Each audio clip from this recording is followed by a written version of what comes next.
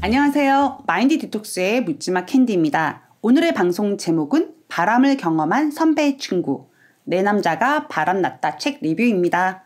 구독, 좋아요 꼭 눌러주세요. 네, 바람난 남편을 둔 아내들의 필독서, 내 남자가 바람났다.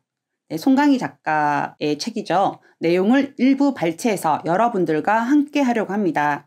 사실 이 책만큼 배우자의 외도를 경험한 아내들의 마음을 귀신같이 꿰뚫어본 책은 없다라는 생각을 합니다. 그냥 우리 아내들이 하는 말을 모아서 책으로 만들었나? 라는 생각이 들 정도입니다. 책 내용 중에 작가인 송강희 씨의 친구가 책 내용으로 언급해달라고 한 부분입니다. 여러분들에게 읽어드리도록 하겠습니다. 남편이 바람을 피운 건 평온하게 살도록 정해진 내 삶에 억울한 일이 일어난 것이 아닙니다. 사람의 삶은 고정되어 있거나 정해져 있는 것이 아닙니다. 내 인생에 일어난 사건, 사고들이 자의였든 타의였든 내 잘못이었든 불가항력이었든 그런 건 중요하지 않습니다. 나를 거쳐가는 모든 사건들, 내가 당하는 모든 사고들, 이 모든 것들은 내가 어떻게 받아들이고 어떻게 대처했는지가 이후 나를 구성하는 요소들이 되는 것이지요. 네, 이 내용에도 되게 공감을 하는데요. 저 또한 그랬고 아내분들 모두 내 인생에는 절대 없을 줄 알았던 배우자의 외도를 알게 되면 왜 이런 일이 나에게 일어났지? 내가 무슨 잘못을 했길래 내 인생은 끝났어. 아이고 내 팔자야. 이런 생각 많이 들었을 겁니다. 저는 이 상황이 나에게 일어난 건 분명 어떤 이유가 있다라고 생각하고 이 상황을 잘 극복하고 견디면 내 스스로가 훨씬 더 성장하게 되는 기회가 될 수 있다라는 마음을 가지시는 게 중요하다라고 생각합니다. 배우자 외도 이미 알아버렸습니다. 널브러져서 신세 타령만 하면서 울고 있으면 달라지는 건 하나도 없습니다. 그럼 책 속에서는 경험자가 어떤 충고를 하시는지 함께 하도록 하겠습니다.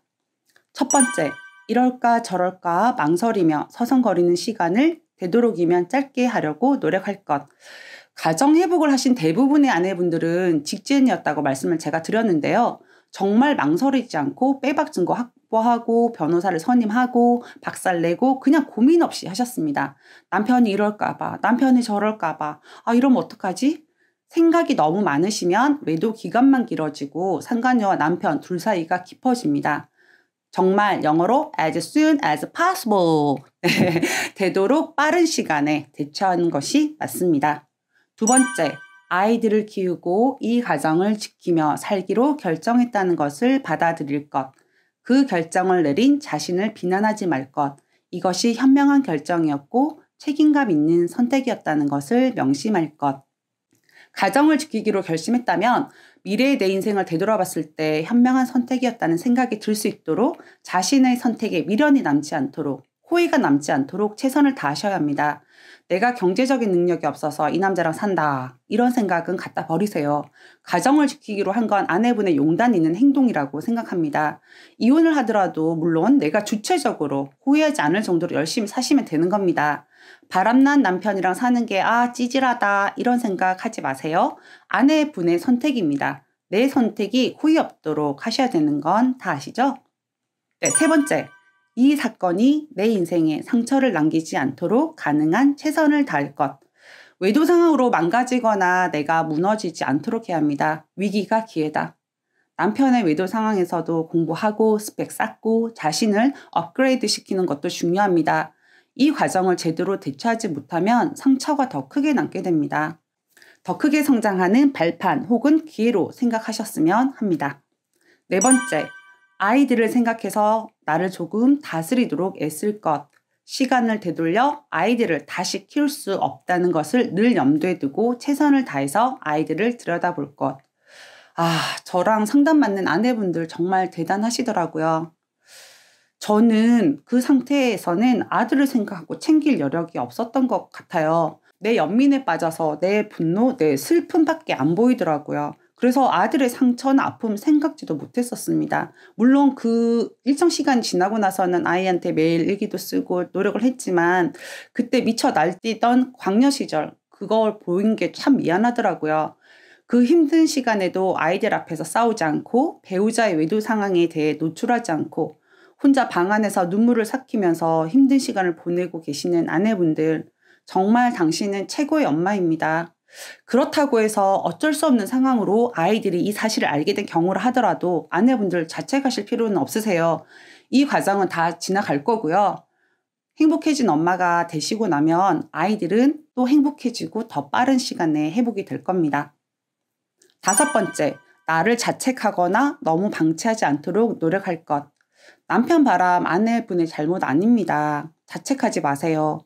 물론 하나하나 다 따져보고 반성하는 시간들이 오기도 하고 그때는 나의 부족한 부분과 상대 배우자에 대한 미안한 마음이 들기도 합니다. 외도 초기부터 자책하는 마음으로 내 탓이라고 생각하시면 아무런 대처를 하지 않게 되거든요. 그러면 안 된다는 겁니다. 6번째, 이 일을 계기로 내 삶을 총체적으로 돌아보고 재정비할 것. 사람마다 삶의 방식이 다르므로 내가 가장 즐겁고 행복한 것을 하도록 노력하면 늘 길이 열린다는 것을 명심할 것. 저는 이 부분에 대해서 정말 극공감하거든요. 남편의 외도 없었더라면 더 좋았겠지만 그 외도 상황이 없었다면 저는 그냥 정신연령 7세에 내가 하고 싶은 거 하고 내 맘대로 살았을 것 같아요. 상대방에 대한 배려도 없고 그냥 싱뚱껑뚱 싱뚱껑뚱 아무런 생각 없이 살아가고 있었을 겁니다. 자존심만 세고 자존감은 낮았던 여자가 아니었었나라는 생각도 들기도 하는데요. 이런 극강의 고통으로 나를 진정으로 사랑하는 법을 찾아가게 되었고 나를 사랑하니까 모든 기준은 나의 행복 기준이 되더라고요. 여러분들 사소한 것에도 감사하고 행복해하고 내가 원하는 걸 계속 생각하면서 그 방법을 찾다 보면 이미 내가 원하는 내가 되어 있을 겁니다. 네, 여러분, 배우자의 외도 이미 벌어진 일입니다. 벌어진 일을 바꿀 수는 없다고 맨날 말씀드리잖아요. 이 상황을 내 인생에 있어서 어떻게 잘 활용해서 내가 변화할 것인지는 바로 여러분들의 몫입니다. 네, 오늘 방송은 여기까지 하도록 하겠습니다. 저희 네이버 카페에 마인드 디톡스 카페 꼭 가입해 주시고요. 정말 댓글 하나하나 그리고 모인 회원분들 진짜 끌어당김의 법칙처럼 너무나 좋으신 분들이 많으시거든요. 그래서 힘든 상황이 있는 분들한테 서로 도움을 못 줘서 안타까워하시고 사실 도움을 다 주세요. 그러니까 여러분들도 카페에 가입하셔서 도움 받으셨으면 하고요. 사실 모두 다 처음이잖아요. 경황이 없으시니까 위로받고 도움 받으셨으면 합니다. 그리고 정말 힘든 가운데 있고 갈 곳을 모르고 어떻게 될지 모르시는 분들은 상담을 받는 게 가장 빠르다고 생각을 합니다. 정말 각각 개인에게 맞는 상담을 통해서 여러분들의 문제 해결에 실질적인 솔루션을 제공해 드리도록 하겠습니다. Have a sweet mind detox. 다음 방송일에 우리 또 만나요. 안녕.